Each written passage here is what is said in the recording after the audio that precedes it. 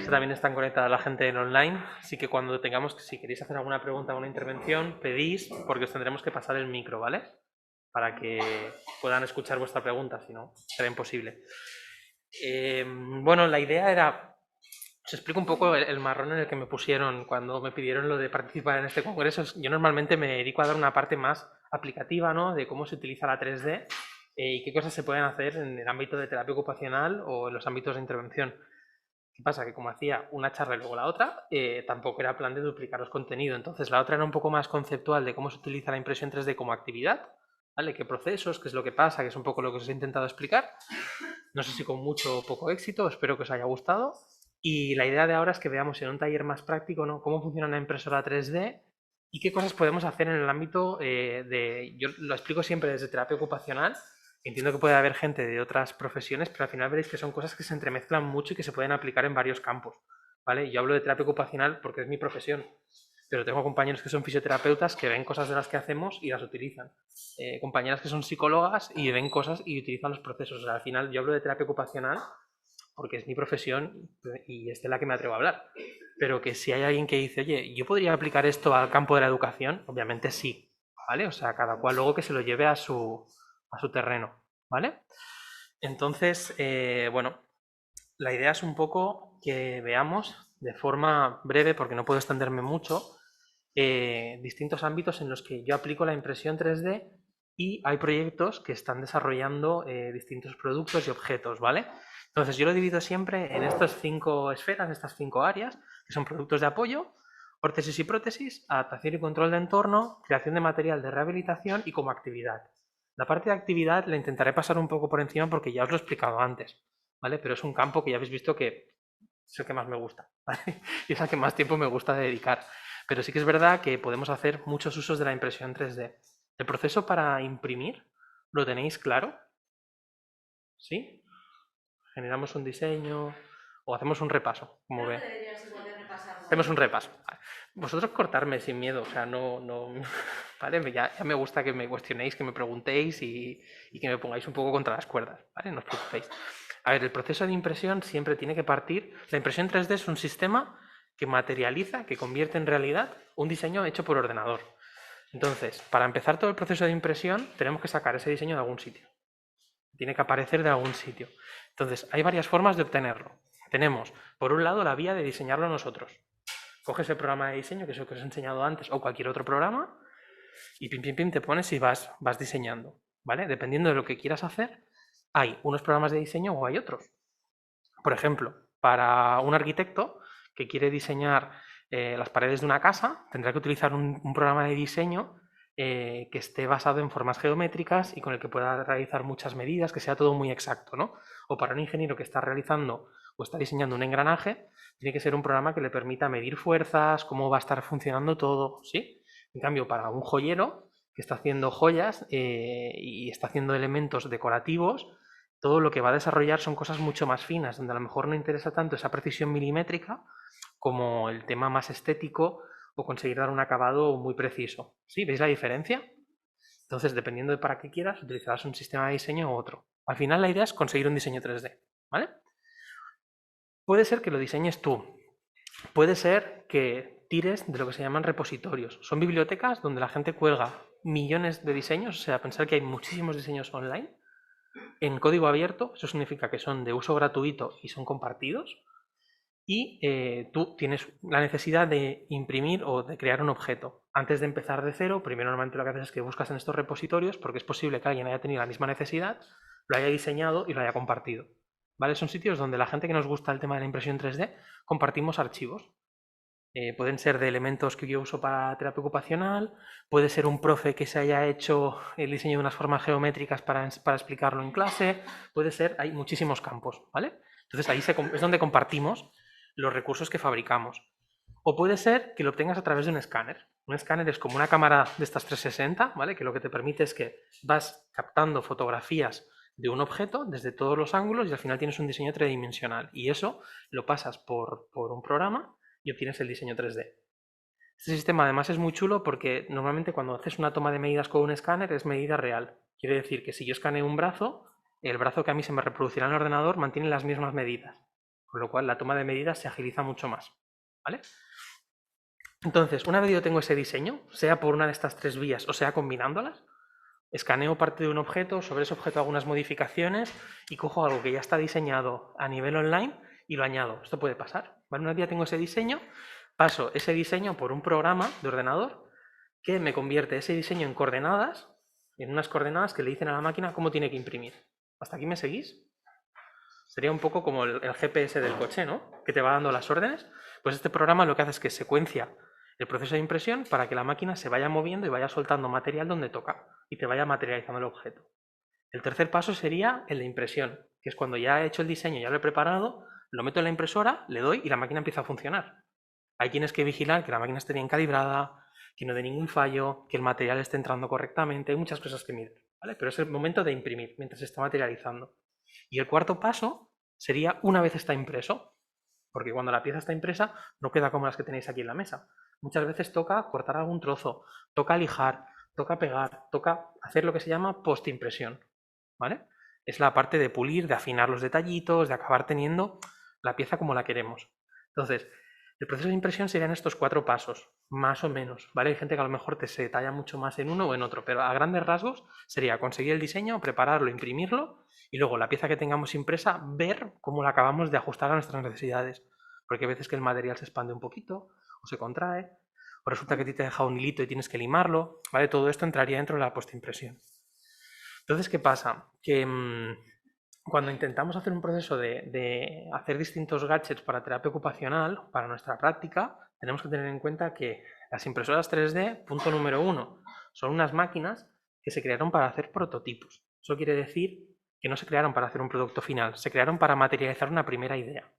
Luego las utilizamos para hacer productos finales y las máquinas han ido evolucionando. Pero el origen o la idea de estas máquinas es esa. Entonces, hay veces que dices, es que quiero hacer, pero la impresora es lenta o la calidad que me da no es la que yo quiero. Bueno, hay que tener en cuenta las limitaciones que tiene cada máquina. ¿Vale? ¿Hasta aquí bien? ¿Ha ido bien el resumen así express a todo trapo? ¿Dudas? Vale. ¿Alguien ha hecho el proceso de imprimir? ¿Por aquí? ¿Alguien más tiene impresora? ¿Sabe cómo va? Vale.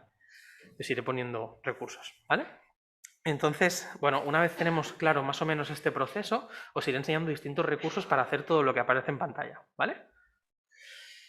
Me gustaría enseñaros un vídeo que va un poco en consonancia con lo que os he explicado antes, pero también os introduce lo que veremos en la charla. El vídeo está en inglés, activaré los subtítulos, ¿vale? Para que vayáis viendo. Un poquito lento. Es una terapeuta ocupacional que se llama Holly Cohen, es de Nueva York y ella trabaja con esta filosofía Maker haciendo distintas prácticas, distintos productos y con varios usuarios, ¿vale? Entonces... Vale. Genial. Ya veis que el ordenador va un poquito lento. Antes en las pruebas que hemos hecho no iba tan mal. Sí, la página no responde. Vamos un segundo. Bueno, el título del vídeo, por si alguien lo quiere buscar de los que estáis en casa o luego lo queréis mirar con más calma, se llama Accessible Fart Machines. La traducción serían las máquinas de pedos accesibles, ¿vale? Puede parecer muy esto, en el vídeo explica el significado y el porqué, pero bueno, es cómo hacer adaptaciones en lo cotidiano y cómo utilizar la impresión 3D y otra tecnología que también presenta para hacer estos productos. ¿Qué os ha parecido? La idea de lo que hay detrás es un poco lo que os he intentado explicar antes, ¿no? Quizá muy bien resumido en un vídeo. La idea es que como terapeutas ocupacionales, ¿habéis podido seguir bien el vídeo antes de tirar millas? ¿Sí? ¿Alguien no? Hacemos... Bueno, lo que explica un poco Holly en el vídeo es que su experiencia como terapeuta ocupacional pasa por adaptar distintos elementos y permitir que la gente acceda y los modifique, ¿no? Es un poco en continuación de lo que os he estado introduciendo antes, y ella va un paso más allá y lo que permite no solo la modificación, sino lo que se llama el hackeo. No desde el punto de vista del hacker informático, que es la figura de esta persona mala que accede a nuestro ordenador, roba datos y demás, sino que el hacking como concepto o como nació y como realmente se concibe es dar otros usos a productos que tenemos en nuestro día a día. ¿Vale? Cuando ella habla de hackear productos se refiere a eso. Entonces, ella como terapeuta ocupacional lo que hace es que genera estos marcos de participación y donde la gente puede empoderarse y puede participar de la modificación y resolver sus necesidades. Así como curiosidad, ¿habéis visto el sistema de los videojuegos accesible, ¿no? que enseñaba? No sé si conocéis, ¿a alguien de aquí le gustan las videoconsolas? Xbox, seguro que la conocéis. Tiene un sistema de controles adaptados. Está basado en esto. O sea, cómo un usuario ha empezado a desarrollar todo este sistema y a día de hoy Microsoft lo vende. O sea, es un producto para hacer accesibles las consolas y está basado en este sistema. Entonces es un poco como la creatividad y la ingenio de las personas para ir resolviendo necesidades se van planteando. A mí me gusta mucho empezar siempre a explicar todo esto desde el punto de vista de terapia porque es una terapeuta que ha utilizado la impresión 3D y habéis visto que muchas otras cosas para empezar a generar estas modificaciones. Entonces, entrando en el ámbito de productos de apoyo, por aquí en la mesa tenéis unos cuantos, ¿vale? La parte de normativas y demás me la salto, ya os pasaré, o sea, enviaremos la presentación para que la podáis tener, ver y consultar. La idea es que como terapeutas ocupacionales nos funcionamos en un marco de autofabricación, ¿vale? Cuando hablamos de productos de apoyo tenemos que tener muy claro el concepto este de autofabricación. Quiere decir que son productos que no han pasado un proceso de fabricación estándar, no han pasado certificados, no tienen las garantías comerciales que tendría un producto de ortopedia. Esto tiene pros y tiene contras, ¿vale? Pros, el precio hará que sea mucho más barato, porque obviamente cualquier proceso de validación que tenga que pasar un producto de ortopedia encarece el precio. Y esto el fabricante no lo saca de su bolsillo. Ese precio lo cargan en el producto y lo acaban pagando los usuarios finales. Con lo cual, cualquier producto que no pase por estos certificados es más económico, pero no ha pasado por estos certificados, no tiene esta certificación, no tiene estos sellos. Entonces, la persona es la que tiene que ser consciente y conocer toda esta información y decidir. A nosotros como terapeutas en ningún momento debemos decir, no, tienes que utilizar esto porque es más barato. No, mira, existe la solución barata y la solución cara. Pros, contras, y que la persona decida. ¿Vale? O la persona o los familiares y que asuman los riesgos y conozcan toda la información. Aquí os he hecho un poco de pros y contras, sobre todo centrándonos en el tema de garantías, porque es verdad que, claro, cuando algo está hecho en 3D, no puedes preguntarle al fabricante, oye, la garantía es de 2 años. No hay una garantía de 2 años. Esto no existe. Pero sí que tenemos una parte que es muy interesante y es la que no nos tiene que dar miedo, que es el tema de que sabemos que son productos que se hacen a medida para una persona y que son hiperpersonalizados. Esto en una ortopedia y con unas garantías nunca lo vas a tener, porque en un catálogo de ortopedia no existe. No vas a encontrar un producto 100% para ti con todas las garantías. Algún fabricante puede que te haga una adaptación, pero ya es una adaptación, ¿vale? Y luego tenemos, por otro lado, nuestro rol de terapeutas ocupacionales o de profesionales en los cuales muchas veces estamos adaptando y haciendo cosas personalizadas para usuarios, ya sean adaptaciones de bajo coste, ya sean adaptaciones con ciertos materiales. Esto como profesionales lo hacemos. Utilizar la 3D para hacer cualquier producto de apoyo o alguna adaptación de un producto de apoyo sigue el mismo proceso. Entra nuestro criterio profesional. ¿Qué pasa? Muchas veces la gente me dice, ¿y esto no será peligroso? Pues tú como terapeuta, ¿verdad que cuando estás haciendo una adaptación en termoplástico estás viendo, ostras, esto a lo mejor es muy débil o no me fío o tal? Cuando estás trabajando con una impresora 3D, el proceso es el mismo. Entra a tu criterio profesional. Si eres un bala perdida y un cabra loca, pues obviamente no te pongas a hacer cosas que puedan influir en la salud de los demás. Hay una serie de criterios de seguridad, de adaptabilidad que se tienen que seguir, ¿vale? Pero un poco el marco para que podáis ver y también sacar a la luz cosas que normalmente no salen, ¿no?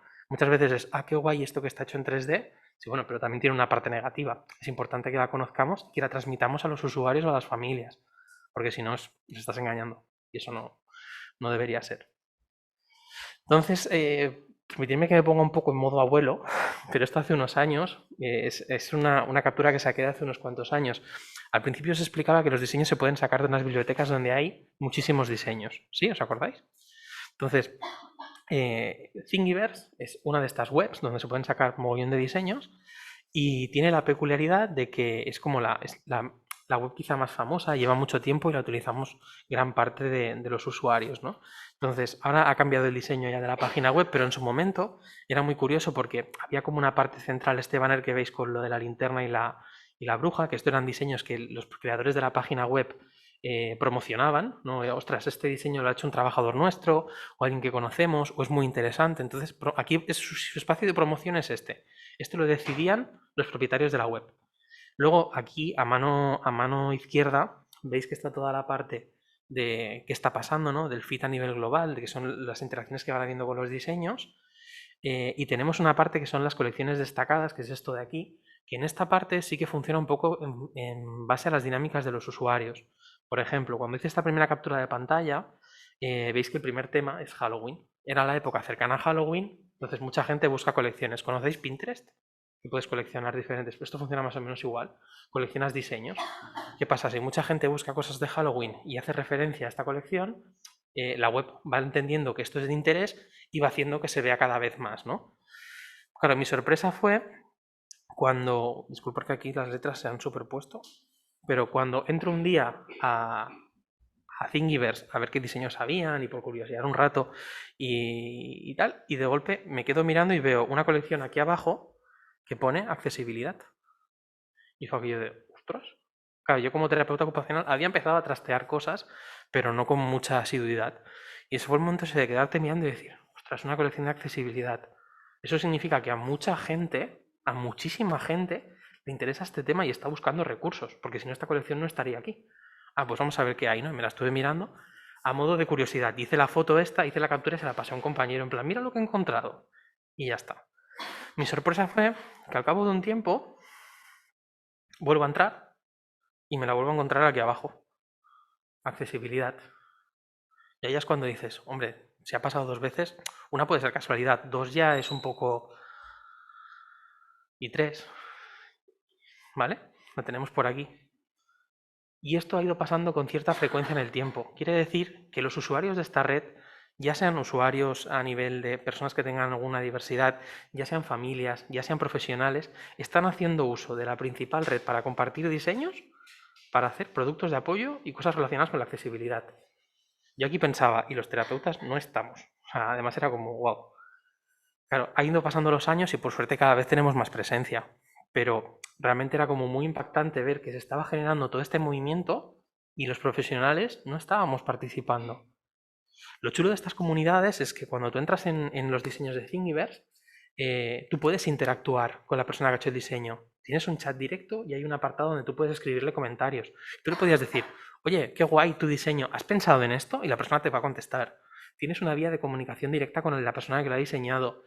Se pueden compartir experiencias. Si alguien ha descargado ese diseño y lo está utilizando, lo ha impreso y lo está utilizando, puede hacer una foto y subirlo diciendo, hey, yo lo he hecho, a mí me funciona. O mira, yo lo he hecho y he modificado tal cosa, ¿vale? Pensar que todo esto pasa. Y era aquello de, qué guay que esté pasando, qué mal que no haya nadie que tenga experiencia en el diseño de adaptaciones que esté participando. Entonces fue como, ojo, aquí esto es un campo donde deberíamos estar. Parte de los productos que veis por aquí hechos están sacados de estas colecciones, no son cosas que haya diseñado yo, son cosas que veía que la gente lo usaba mucho y dices, pues voy a imprimirlo y probarlo, por dar mi opinión o por saber cómo funciona, ¿no? Entonces, aparecían cada vez más diseños. Y esto, ya os digo, es algo que sigue pasando a día de hoy. O sea, te sigues encontrando con elementos de accesibilidad dentro de estas plataformas. ¿Vale? Thingiverse es a día de hoy como la más famosa, pero hay muchos otros repositorios que tienen una colección específica de accesibilidad. Que ya no es que aparezca aquí la colección de vez en cuando, no, no es que cuando tú le das al menú para buscar tipos de diseños, uno de ellos son productos de apoyo. O uno de los botones en el menú son soluciones de accesibilidad. O sea, dentro de este mundillo ya ha llegado para quedarse, ya está ahí. Tú tienes joyas, tienes utensilios de casa, tienes para aparatos de electrónica y tienes para productos de apoyo. O sea, esto ya está pasando. ¿Vale? Entonces sí que es interesante que tengamos ese recurso en mente porque las familias lo van a tener y los usuarios lo van a tener. Si es una persona que tenga un poco de inquietud, seguramente habrá encontrado cosas relacionadas. Entonces está guay que nos suene y que sepamos que existe. Yo por aquí os he dejado algunos perfiles, ¿vale? Dentro de los perfiles, primero os he puesto el nuestro, no por spamearos y hacer publicidad, sino porque parte de los diseños que están aquí impresos, lo que hacemos es que se pueden generar estas colecciones y lo que hacemos es que lo que vamos probando y nos gusta, lo coleccionamos. Porque así cuando alguien viene y dice, oye, he visto esto que me gusta mucho, ¿dónde está? Pues mira, si entras aquí verás la colección y te lleva el diseñador original. O sea, nosotros lo que hacemos es las colecciones por temas de las cosas que llevamos impresas, ¿vale? Pero luego podéis encontrar un montón de perfiles que tienen presencia dentro de esta red. ¿El CEAPAT lo conocéis? ¿En Madrid? ¿No? CEAPAT es el centro de referencia en España. Bueno, está en Madrid y en Albacete, ¿no? Si no me equivoco. Vale. Bueno, son centros de referencia donde se tratan todo lo relacionado con productos de apoyo, ¿vale? Imaginaros un sitio, una exposición enorme con muchísimos productos donde se pueden probar y se pueden trastear diferentes soluciones, ¿vale? Estamos hablando desde que tienen varias cocinas adaptadas y tú puedes ir a probar qué tipo de cocina te va mejor si eres usuario. Hay coches adaptados, hay un montón de recursos que tú puedes ir y probarlos. Pues CEAPAC tiene una unidad de fabricación que hace cosas a medida, tienen su unidad de 3D y tienen su perfil en Thingiverse, es este de aquí. ¿Vale? Si tú entras puedes ver las soluciones que desde el CEAPAD se han hecho. O sea, y ahí tienen sus colecciones y tienen todo guardado. Otro perfil también muy interesante es de Guy, que es un terapeuta ocupacional francés, es profesor en una universidad y lo que hace es que los distintos proyectos que van desarrollando con los alumnos los intentan validar y los cuelgan. Entonces, todo lo que veréis de diseños que tiene compartidos son productos que se han elaborado en clase, pero con la idea de resolver la necesidad de alguien. Y han estado probados, se ha hecho como todo el proceso de validación y de seguimiento. Y los diseños están compartidos por si alguien quiere imprimírselo, te lo descargas y ahí tienes explicado cómo lo tienes que imprimir, qué ajustes. ¿Os acordáis que os decía que se tiene que pasar por un programa para ajustar los parámetros de impresión y todo esto? Ahí ya te viene explicado cómo tienes que hacerlo. Pues tienes que poner esta resolución, esta calidad. Aquí tienes que poner esto, allá aquello. Y tú simplemente haces la traducción a tu máquina, le das y lo imprimes con las mismas propiedades, teóricamente, que la persona que lo ha diseñado. Luego está el perfil de Sonoco. Para mí es uno de los perfiles que más me tiene, o sea, más me enamora del mundo de la terapia ocupacional y de impresión 3D. Por aquí hay algunas cositas suyas. Es una persona que tiene unas habilidades de diseño como terapeuta que a mí me encanta la forma que tiene de diseñar. Hace unos productos muy chulos y también es muy curioso porque, claro, es japonesa. Las ocupaciones en Japón obviamente son distintas de las de aquí, ¿no? Sabemos que cada territorio tiene su situación particular. Entonces es divertido también ver qué adaptaciones hace. Por ejemplo, hace adaptaciones para comer con palillos. Claro, aquí es algo que lo haces esporádicamente normalmente. Claro, allí es más cotidiano. Entonces ves adaptaciones diferentes y también te lleva un poco a pensar cómo se desarrollan las ocupaciones en otros sitios, ¿no? Y también hace algunas explicaciones a nivel cultural de la importancia de algunas adaptaciones. Es un perfil muy curioso. Y tiene un libro sobre cómo imprimir en 3D productos de apoyo. Pasa que de momento solo lo tiene en japonés. Estaba pendiente de hacer la traducción al inglés. Pero bueno, también será algo de referencia en un futuro, porque además es eso, tiene un equipo muy interesante trabajando con ella. Luego tenéis lo que os comentaba, que son perfiles que son de usuarios, gente que está diseñando adaptaciones para su día a día y generan un perfil para poderlas compartir. Los de Making Change son de Canadá y lo que se dedican es a distintas adaptaciones que hacen para ellos, las comparten. Además es gente que las adaptaciones que hacen están en constante evolución. Entonces, como productos de apoyo, la verdad es que está muy divertido todo lo que cuelgan. Luego está hay personas a título particular que desarrollan procesos más de validación. El nombre de este señor es Raúl, el apellido no lo sé pronunciar, me vais a perdonar. Si cuando tengáis la presentación le dais clic, os lleva la imagen y me entenderéis. Y fue muy curioso porque esta persona, cuando publicó este diseño, ¿no?, de las rampas, mucha gente decía, pero una rampa en 3D no aguantará el peso de una silla de ruedas, pero esto dónde va a ir a parar, dónde tal, dónde cual. Solución: hizo las piezas, las probó y colgó las fotos utilizándola.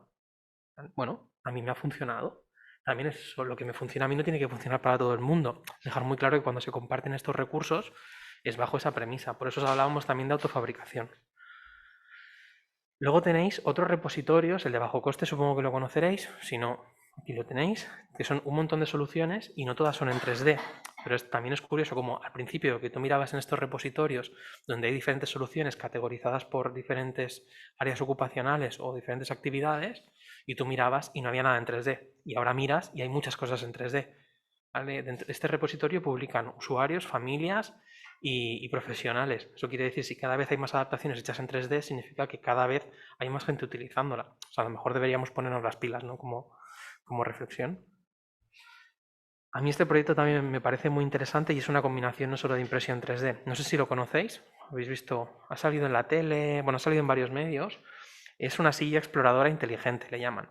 La ha hecho una fundación en Barcelona que se llama Nexa. Y la idea es una base para. Yo os voy lanzando ideas de proyectos que se han hecho. Este combina el tema de impresión 3D. Es una base sobre la cual puedes montar una silla de ruedas. ¿vale? ¿Conocéis cómo funciona un aspirador de estos una Rumba o un sistema similar, ¿no? Que se va moviendo por casa, tiene una serie de sitios donde no pueden acceder y tienen sensores para no chocarse con todo. Pues lo que han hecho es un sistema de base de silla que está cargada de sensores para que no se choque contra las cosas, para evitar accidentes, que se mueva de forma segura, y en las sillas lo que instalan es un pulsador, que aquí lo tenéis en la cabeza. Entonces este pulsador lo que hace es que cuando el niño o la niña que está sentada en la silla lo presiona, la silla empieza a moverse de forma aleatoria por la habitación. Es una forma de permitir que peques que pasarían mucho tiempo en una silla sin moverse, sin tocar su entorno, sin explorarlo, empiecen a descubrir ese entorno. Yo tuve una anécdota muy chula en uno de los encuentros de bajo coste. Estábamos en Albacete y, imaginaros, son unos pasillos enormes y estaban probando esta silla. La fundación hace esta silla y lo que hace son talleres para que las familias puedan ir, se compren el material y lo monten y les enseñan a montar la silla, a repararla y demás. Yo me acuerdo de una familia que estaban diciendo, claro, es que nuestra hija no sabemos si podrá funcionar bien la silla o no, o tal, no sé qué. Decían, bueno, tenemos la silla, la sentamos y probamos, ¿no? Estuvieron mirando a ver dónde podía accionar el pulsador. Claro, la primera vez que la niña apretó un pulsador y se movió, eso fue para verlo. Los que estábamos allí, la cara de la niña era muy divertida, porque claro, estaba flipando. Le doy a un botón y esto se mueve. Y poco a poco, y al final era divertido porque la familia al principio estaba como muy ay, ay, ay, ¿qué va a pasar, qué va a pasar? Y al final estábamos un corrillo hablando en el pasillo y la niña dando vueltas. Además, el pasillo era grande, imaginaros, niña para arriba, niña para abajo. Y era aquello de, bueno, vemos que funciona, la niña está descubriendo el entorno. Al final se trata de, esto es la impresión 3D aquí, el papel que juega es poder instalar todos esos sensores donde toca, ¿vale? Pero bueno, o sea, imaginaros dónde puede llegar, ¿no? Un poco la imaginación de decir, ¿cómo vamos a conseguir que puedan descubrir el entorno los peques con estas dificultades? Porque si no tendría que ir el padre o la madre moviendo. Claro, la gracia está cuando una vez ha aprendido todo el sistema, le ponen el botón de marcha atrás. Entonces la silla deshace lo que ha hecho, con lo cual si algo le gusta, puede volver. Entonces, yo llego aquí, me gusta, sigo explorando, pero pienso que donde he estado me gusta más. Le doy y la silla deshace el camino. Con lo cual pueden empezar a trabajar cosas cuando no hay comunicación, cuando son muy peques, ¿vale? Y es gracias a hacer estos inventos y estas adaptaciones en base a lo que ya se medio conoce. Y aquí, por ejemplo, la impresión juega el papel este de dónde vamos a colocar todo para que la silla sea segura. Porque no nos interesa que llegue a unas escaleras y siga, no nos interesa choque con la pared. Son situaciones muy, muy delicadas. A mí siempre me gusta, ya lo habéis visto, decir lo bueno y lo malo. Cosas que no se pueden hacer con impresión 3D. Yo desaconsejo enormemente cosas que estén en contacto directo con alimentos. ¿Vale? Me he encontrado con productos de apoyo que es una cuchara hecha en 3D. ¿Qué pasa? La impresión 3D en filamento, que es lo que tenéis aquí, que son las capitas estas de plástico, funciona por capas. ¿Qué pasa? Realmente si cogéis una pieza de estas e intentáis analizar capa por capa y los espacios que quedan entre medias, luego las tenéis aquí encima de la mesa, podéis intentarlo. Es muy complicado. Entonces, entre estas capas se pueden producir fisuras, se pueden producir agujeros y los restos de alimento pueden quedarse ahí. Imaginaos además una cuchara, alguien que tenga un reflejo de mordida y le clave el diente a la cuchara de plástico. La va a romper, se puede hacer daño, pero aparte de eso, es que la puede ir dañando poco a poco. ¿Y qué pasa? Que entre estas capas se pueden quedar restos de alimento, pero es que además normalmente las piezas que tenemos hechas en 3D no son completamente macizas, son semihuecas. Aquí podéis ver en la foto que tienen unas estructuras interiores que lo que hacen es que le dan toda la rigidez que necesita la pieza y te ahorras mucho tiempo y mucho material. Pensar que las impresoras son muy lentas. Si quisiéramos hacer todas las piezas macizas tardaríamos muchísimo tiempo. Entonces siempre se hacen semihuecas por un tema de ligereza y por un tema de que realmente no tardes 15 días en imprimir una pieza grande, porque podría llegarte a pasar. Yo he hecho impresiones de 4 días. O sea, implica tener una máquina 4 días seguidos trabajando. Es un sobreesfuerzo enorme. Pues, si lo tuvieras que hacer para cada pieza, al final sería un despropósito. Entonces, si sumamos que estas capas son muy finas con que muchas piezas son huecas, en el momento en que se produce una rotura entre esas capas y tú no te das cuenta, puede entrar alimentos y deja de ser algo higiénico. Yo he visto vasos impresos en 3D. Imaginaros la saliva de una persona ahí días y días macerando. O sea, puede ser realmente muy desagradable. ¿Qué pasa? Todo lo que sea contactos con alimentos, vamos a evitarlo. Podemos hacer mangos, podemos hacer diferentes adaptaciones, pero no podemos hacer algo que vaya directo a la boca. Alguien puede pensar, bueno, lo lavamos en el lavavajillas y ya está. Los plásticos de la impresora 3D es un plástico que, pensar en el proceso de impresión, entra en la máquina, se calienta, se vuelve blandito y entonces se puede imprimir. Si lo meto en un lavavajillas, el lavavajillas calienta el plástico, se vuelve blandito y tenemos productos de usar y tirar. porque no lo podemos volver a utilizar. La solución más fácil y la más recomendable, y pensar que llevo años imprimiendo, es que necesito una cuchara adaptada. Vale, vamos a hacer el mango. Compras una cuchara estándar y le das la forma que necesitas. Y haces el mango a medida. Pero no hagas la cuchara en 3D, no hagas un tenedor en 3D. No hagas cosas que vayan a la boca, ¿no? O los vasos.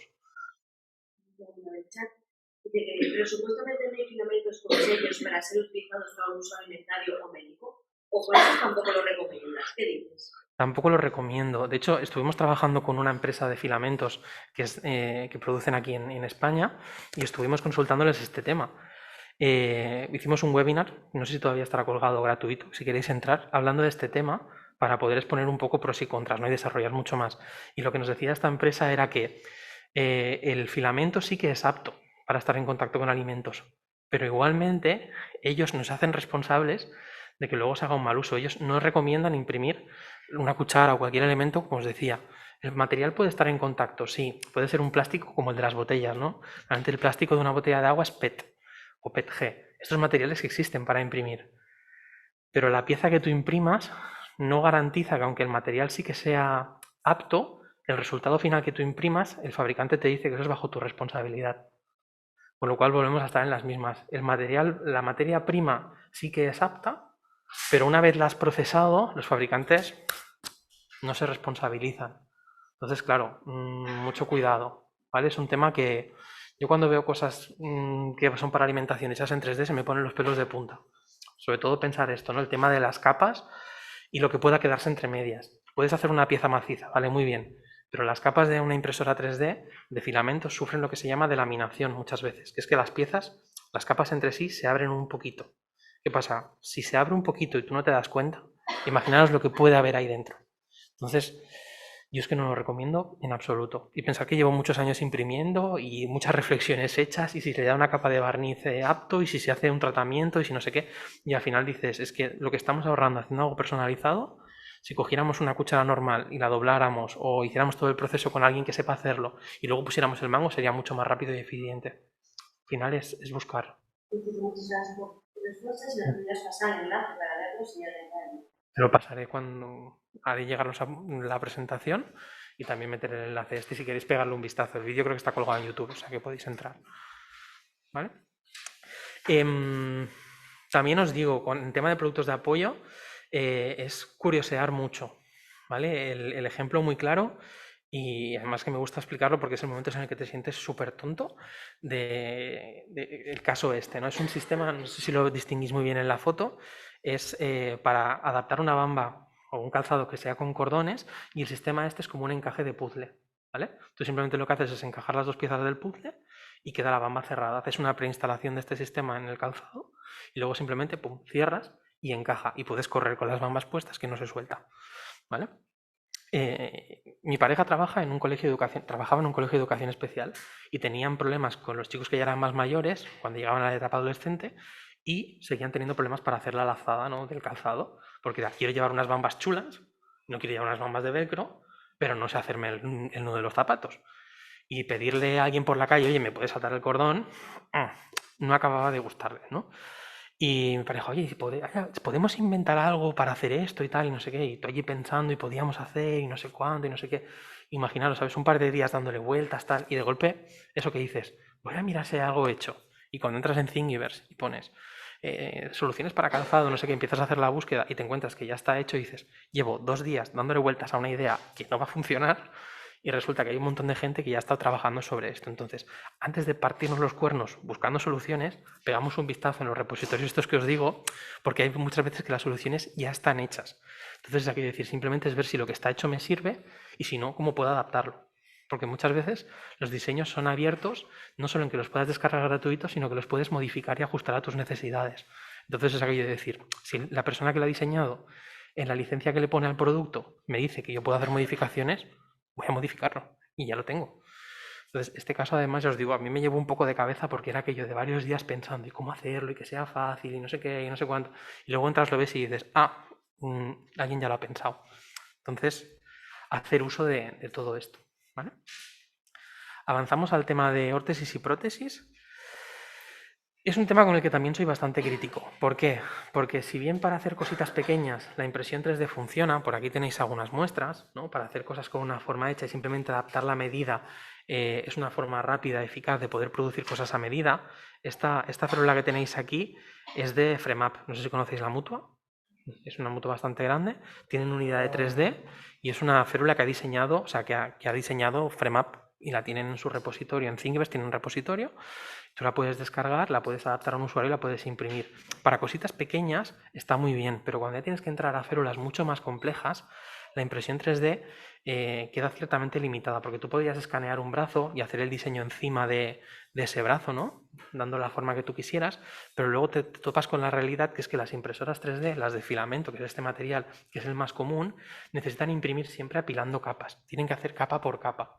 Hacen una capa de material caliente, encima de esa capa apilan otra y van construyendo hacia arriba. ¿Qué pasa? Imaginaros una férula para una mano que tenga que ser con algún posicionamiento un poco específico, un poco difícil. Todas esas formas que nosotros tenemos que hacer que el plástico tenga para acabarse de ajustar a la persona, necesitarías añadir, para poder imprimir estas formas tan extrañas, unos elementos que son de soporte, que para que nos entendamos es como una especie de andamio que la impresora construye alrededor de la pieza con unas formas extrañas y luego tú en el proceso de postimpresión tienes que retirarlo a mano y tienes que pulirlo. Con lo cual, el tiempo que te lleva a diseñar, más las horas que te va a llevar a imprimir, más el montón de horas que te va a llevar limpiar la pieza, al final te sale más a cuenta hacerla en termoplástico. ¿Vale? ¿Qué pasa? Hay gente que ha dicho, tenemos soluciones, no pasa nada. En lugar de imprimir las férulas ya con la forma hecha, vamos a imprimir las planas, las metemos en agua caliente, como si fuera un termoplástico normal, y le damos la forma, ¿no? Y lo tenemos aquí ya hecho a la medida de la persona. La idea es buena, los materiales de la impresión 3D no acompañan a esta idea tan buena. ¿Por qué? Porque pensar que son materiales que están pensados para que pasen por una boquilla que está a 200 y pico grados y tal y como salen de la boquilla se enfríen. Automáticamente pierdan muchísima temperatura. ¿Qué pasa?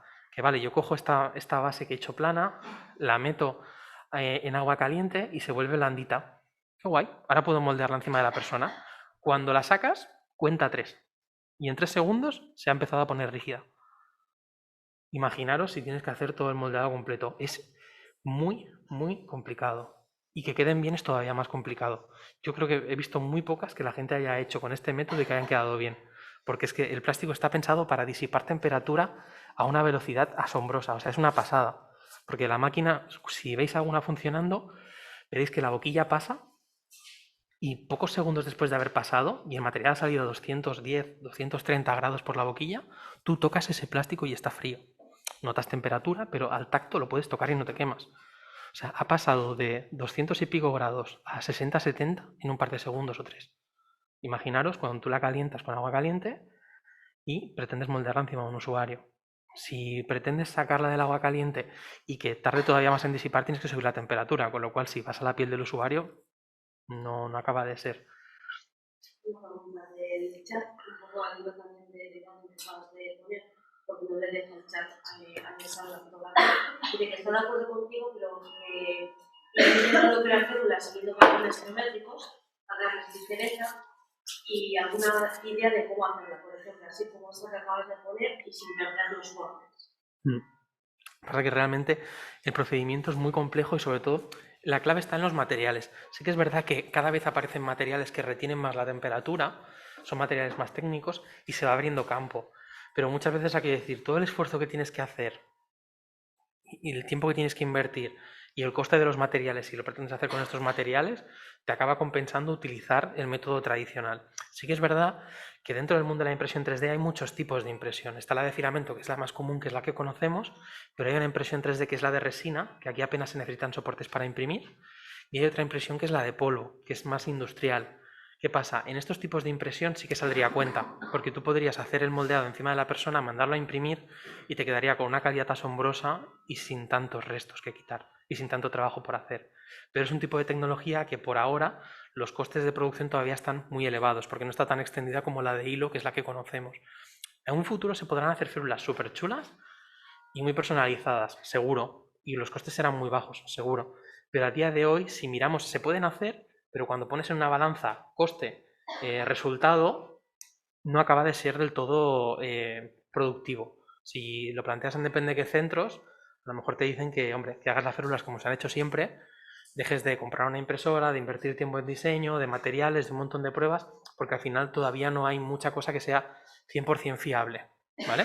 O sea, en un futuro se podrán hacer cosas impresionantes, seguro, y ya se están empezando a hacer, pero a día de hoy, con la tecnología que disponemos a un nivel usuario, es muy limitado todavía, ¿vale? O sea,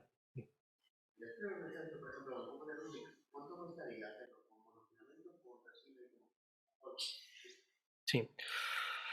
Sería complicado porque son muchas piezas chiquititas. Pero para que te hagas una idea, así a nivel de costes, ¿no? Ahora estamos haciendo un proyecto de una especie de collarín adaptado. Imaginaros el volumen de un collarín, ¿no?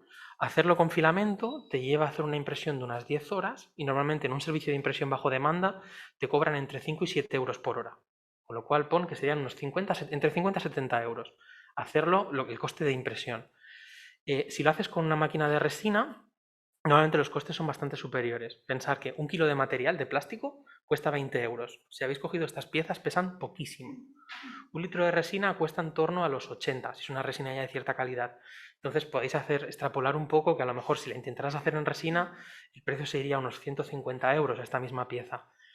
Y el mismo collarín hecho con impresiones de polvo, el último presupuesto que tengo son 320 euros.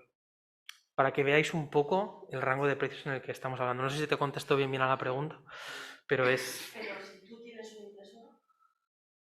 Si tú tienes una impresora, si la haces en filamento, si la haces en PLA, el coste es... hay una herramienta para calcular muy chula, pero el coste estaríamos hablando a lo mejor que serían 5 o 6 euros, el coste de material. Si lo hicieras en resina, el coste sí que sería superior, a lo mejor serían unos 20-25 euros, y en polvo, a nivel de usuario, no hay una máquina, pero como si no la hubiera. O sea, el coste a nivel de usuario sería muy, muy elevado. O sea, es aquello que dices, ahora mismo se pueden empezar a hacer cosas, pero en un futuro, cuando todavía estén más extendidos estos dos tipos y los precios bajen, porque es lo que pasa siempre con la tecnología o con cualquier elemento, cuando los precios se reduzcan, será súper chulo y como terapeutas tendremos mucho margen porque tú podrás llegar con tu escáner, escanear y sobre esa extremidad diseñar cualquier elemento. Vale, entonces podrás hacer cosas súper interesantes muy rápido y a unos costes que serán muy asequibles. ¿Vale? Sigo enseñando. A día de hoy hay alguna iniciativa que ya hace cosas. ¿Vale? Esta gente de Fixit están en Sevilla. El coste, la última vez que hablé con ellos, el coste de un sistema como este que vemos aquí era de unos 300 euros, para que os hagáis una idea.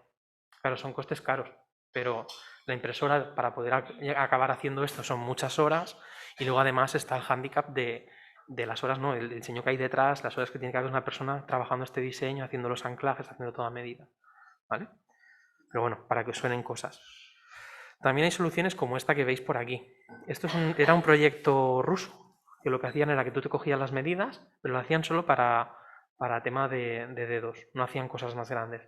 Tú cogías las medidas, ellos te enviaban este patrón, que por aquí tenéis alguno similar, y te lo enviaban a casa con una carta para que tú fueras a tu fisio o a tu terapeuta ocupacional y ahí ponía cómo se tiene que adaptar este sistema. Claro, moldear una cosa tan pequeña con agua caliente es un momento. No es tan complejo como hacer todo una mano, ¿sabes? O moldear alrededor de una mano una muñeca. O sea, esto sí que son iniciativas que han ido apareciendo a lo largo de los años. Os traigo un caso de FREMAP, no tan vinculado con el tema de órtesis, más entrando en el tema de prótesis. Este es un caso real, que lo trabajaron en FREMAP dentro de esta unidad de 3D y compartieron el caso para que pudiera explicarlo, ¿no? Es una persona que tuvo un accidente, si os fijáis en una extremidad tuvo una amputación y en la otra se pueden apreciar unas lesiones, no sé si distinguís en la foto, pero se ve una cicatriz bastante importante, ¿no? Entonces, esta persona antes de iniciar el proceso de hacerle sus prótesis a medida, querían empezar a trabajar ciertas habilidades, sobre todo para empezar la rehabilitación con la otra mano. Y era que decir, claro, si esperamos a que la prótesis le llegue la definitiva, todavía tardará mucho y nos interesa empezar a trabajar la rehabilitación con la otra extremidad. Solución, hicieron una prótesis temporal, escanearon el brazo con un escáner 3D, aquí tenéis lo que escanearon y sobre la extremidad lo que diseñaron era este primer cono de encaje, ¿no? Era como una especie de cono hecho a medida. Si os fijáis, tiene una abertura con con una especie de puentes, eso es para colocar un tensor y dependiendo del estado de inflamación que tuviera el brazo cada día, porque todavía estaba en unas fases muy iniciales, poder ajustar la tensión y que la persona se lo pudiera ir regulando, depende de cómo se encontrara. Y ese sistema, que es ese cuadrado, que era un anclaje para poder poner distintos utensilios y empezar a trabajar con distintas actividades. Lo imprimieron. Aquí está el proceso que os decía que nunca se ve, pero que existe, que es el de postimpresión, es el de limpiar las piezas, el de quitar todo ese resto y prepararla. Y aquí sería el montaje, el primer montaje, la primera prueba que hicieron. Y luego por aquí tenéis cómo está empezando a trabajar actividades bimanuales con este sistema. ¿Vale? Simplemente para que os suene. Luego, si queréis más recursos sobre temas de prótesis, yo siempre os recomiendo, os redirijo a esta entidad. Además, hicieron una publicación sobre el rol del terapeuta ocupacional vinculado a las prótesis impresas en 3D. ¿Vale? Bastante interesante. Es una organización a nivel mundial. A mí me gusta mucho también todo el tema de usos concretos, ¿no? Hay personas que han desarrollado distintas prótesis para hacer actividades muy puntuales. Esta persona que le gusta todo el tema de remo, para no poner en riesgo la prótesis que tiene cuando realiza esta actividad, pues se ha hecho una adaptación tiene una adaptación de bajo coste para una actividad que implica cierto riesgo para la prótesis que usa en su día a día. Entonces él sabe que mientras está haciendo remo, la prótesis que usa cada día está a salvo y mientras hace la actividad, pues tiene una solución, ¿no? Es un poco la dinámica que utiliza. En verdad que no utilizamos la misma ropa para hacer deporte que para vestirnos en el día a día normalmente, pues es un poco lo mismo, ¿no? Que tengan también estas opciones. Y luego otras cosas que se van encontrando pues, para hacer distintas actividades y hobbies. Aquí tenéis algo más para aplicar al mundo laboral. Vamos con la parte de adaptación y control de entorno. Es muy breve, ¿vale? Es para que os suene y ya lo habéis visto en la parte de productos de apoyo. Se combina mucho todo este sistema de impresión 3D con distintas placas y componentes electrónicos como Arduino. Estas son de la web del CEAPAT. Podéis ver distintos pulsadores. Pensar que hay una cosa muy chula que es que con la 3D puedes hacer pulsadores a medida, personalizarlos desde ponerle la imagen de un personaje de dibujos animados para que el peque o la peque lo tenga en su silla y cuando pulse el pulsador no esté dándole al botón, sino que esté jugando o esté interactuando con algo que le gusta, hasta hacer pulsadores muy pequeños con una forma en concreto, el abanico es enorme, ¿vale? Y simplemente a nivel electrónico por dentro son muy sencillos de hacer, hay muchos tutoriales para que si tenéis curiosidad, pero realmente lo que puedes hacer es todo el tema de las carcasas a medidas y las ubicaciones. Este es otro proyecto de Thingiverse también muy chulo, que es un ratón operado por soplido.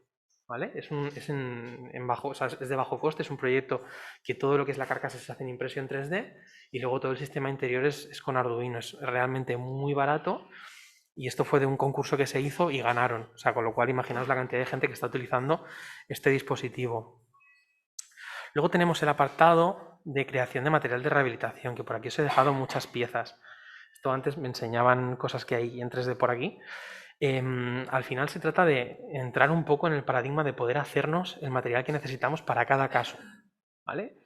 Ya sea hacer elementos completos o ya sea hacer complementos para los procesos de rehabilitación que tenemos habituales. Sonoko, por ejemplo, la terapeuta ocupacional japonesa, tiene un sistema para trabajar todo el tema de prensiones que lo tenéis por aquí, que es una base circular con un cilindro, con un palo que sale hacia arriba y tienes diferentes piezas pequeñas con un agujero que tienes que ir colocando. Es algo tan sencillo, pero es una forma de decir, vale, yo tengo esto impreso y sé que como parte de los ejercicios que puedo mandar a la persona que haga cuando se vaya a su casa, se lo doy en una bolsita, la persona se lo mete en el bolsillo, llega a su casa y sé que puede seguir trabajando la habilidad, o sea, la actividad que yo quiero o el proceso de rehabilitación que a mí me interesa, pero es que además puedo graduar el diámetro de las piezas, la textura, la forma para trabajar las prensiones como yo quiero, de una forma rápida. Si ya tienes los diseños hechos, simplemente se trata de adaptarlo, imprimirlo y lo tenemos listo. ¿Vale? Y como actividad es un poco lo que os he explicado antes, dentro de la charla que os he hecho antes, pero sí que me gustaría destacar un par de aspectos, ¿no? Que como con la impresión 3D podemos hacer desde el ámbito de terapia ocupacional o desde cualquier práctica profesional, que es un poco ir más allá de la mera actividad. En el caso, por ejemplo, de Enable, que es esta comunidad que trabaja todo el tema de prótesis, es una comunidad que se basa en el voluntariado. O sea, hay mucha gente alrededor del mundo que se conecta y colabora Yo tengo una impresora 3D y yo tengo la necesidad y yo soy terapeuta ocupacional y sé realizar los entrenamientos para que una persona use la prótesis. Yo soy traductor y me encargo de... Entonces la gente dentro de estas redes y de estas comunidades colaboran para generar todo el contenido y para que la gente que realmente necesita una prótesis de bajo coste la pueda conseguir siguiendo la filosofía del bajo coste y que realmente sea adaptadas. Pensar, por ejemplo, en un peque o en una peque, a lo largo de su crecimiento va a necesitar muchos dispositivos. Tienen esa mala costumbre de crecer, ¿no? Entonces, si vas por la vía habitual de ortopedia, sabes que va a ser un desembolso de dinero importante y que en un tiempo va a quedar ciertamente limitada. Entonces, con estos sistemas, si se rompe, si va creciendo, si pasa cualquier cosa, es una forma muy económica de poder iniciar. Una cosa no excluye la otra. Quiero decir, que hagas una prótesis de bajo coste de impresión 3D no excluye que no puedas tener una prótesis de ortopedia muy potente, pero sí que pueden ser elementos complementarios. Y aquí lo chulo de como actividad es esto, que unifica a mucha gente y pone sobre la mesa muchas cuestiones para que se vayan resolviendo alrededor de todo esto. Por aquí tendréis el vídeo de las señoras hablando que os explicaba de este proyecto. Aquí tenéis también lo que se veía en el vídeo de Holly Cohen, ¿no? El sistema este de Capacita, que era cómo han desarrollado todo el sistema para hacer accesibles los videojuegos y todo lo que ha implicado esto, ¿no? Que ya lo explicaba muy bien en el vídeo. Y este es el punto al que quería llegar.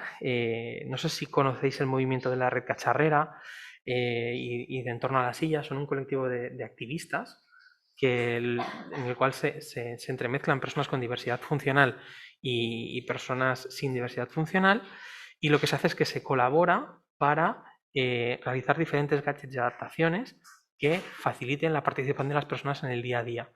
Y utilizan todos estos elementos como formas de reivindicación. Es decir, no solo hacen los accesorios para poder participar, sino que hay una filosofía de reivindicación y de movimiento en defensa de los derechos, en promoción de los derechos de las personas con diversidad muy arraigada, y se dedican a hacer promoción de la vida independiente, ¿vale? Es una filosofía de activismo que va más allá de la actividad. Ellos lo que utilizan es la actividad para poder participar dentro de estas reivindicaciones y dentro de este activismo.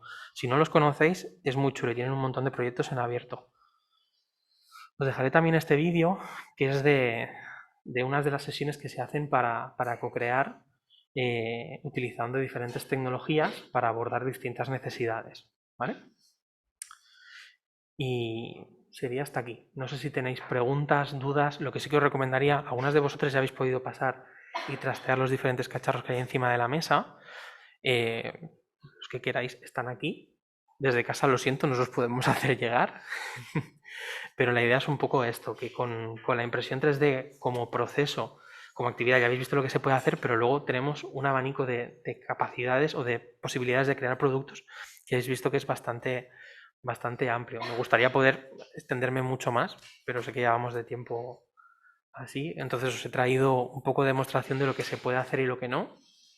Y también me interesaba eso, que conocierais sobre todo las limitaciones que hay de cara a que si pensáis de realizar algún proyecto o hacer alguna pieza, que sepáis también de qué cojea. Porque siempre nos venden que la impresión 3D es súper guay y se puede hacer de todo, pero ya habéis visto que hay cosas que dices, el tema de alimentación a mí me da un poco de grimilla.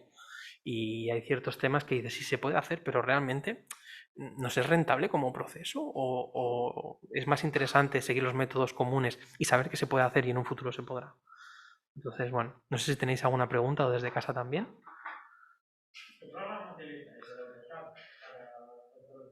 Depende.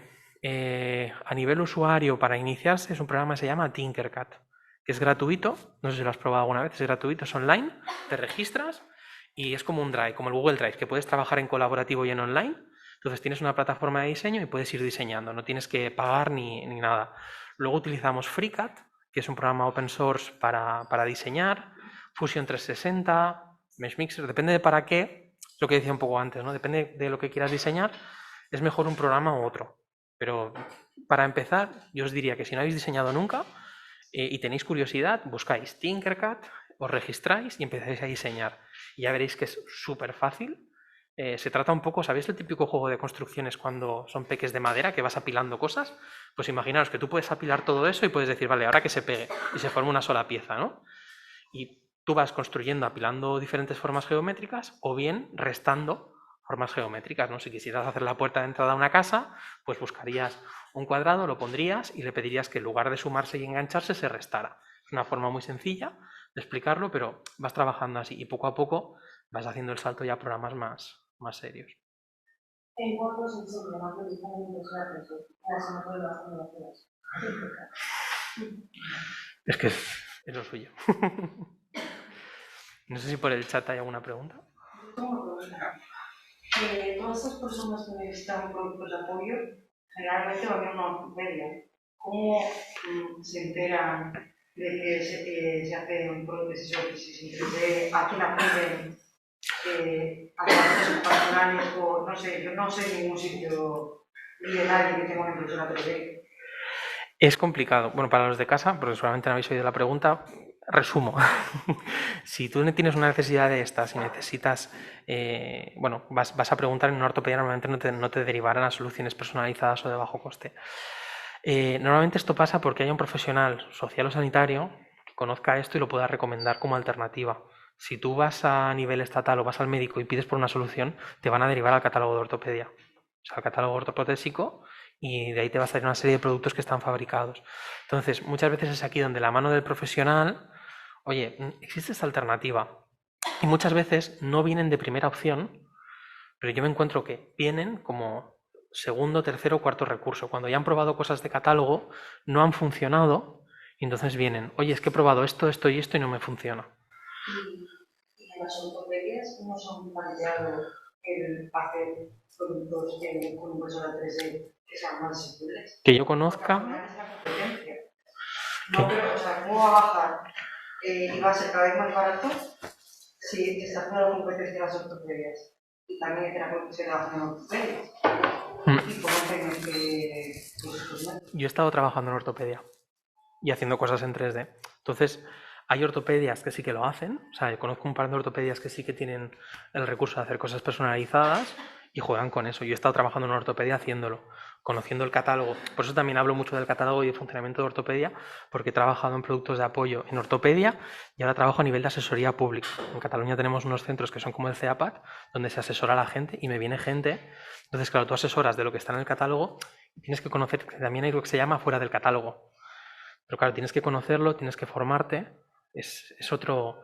Pero normalmente ya te digo, de primeras cuesta mucho que la gente lo descubra, lo conozca. Si no es a través de un sanitario, o sea, un profesional o de una familia. Sí, sí, sí. Por ejemplo, yo he hecho prácticas en ortopedia y a veces me quiero decir que no, o la mitad del paciente, o por ejemplo, nos han pedido piezas de sillas que ya no vendían.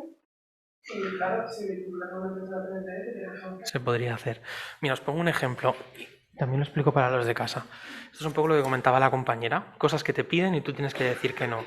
Conocéis los cobertores de teclado, ¿no? Para el teclado de ordenador. Es esa pieza de plástico que se pone encima y hace que sea más fácil seleccionar los botones. Tenía un usuario, cuando yo trabajaba en ortopedia, que le habían hecho una intervención en el dedo y le habían dejado el dedo fijado en recto. ¿Qué pasa? Que cada vez que intentaba accionar el joystick de su silla de ruedas, apretaba los botones. Solución, cámbiate de silla. Dices, pues claro, como es algo económico y fácil, ¿no? Tengo una silla que me entra en casa, me entra en el coche y estoy acostumbrado a conducirla, ahora me la tengo que cambiar porque me has operado el dedo. Fantástico. Este señor, a base de tener percances con la silla, vino un día y dijo, oye, ¿se puede hacer algo?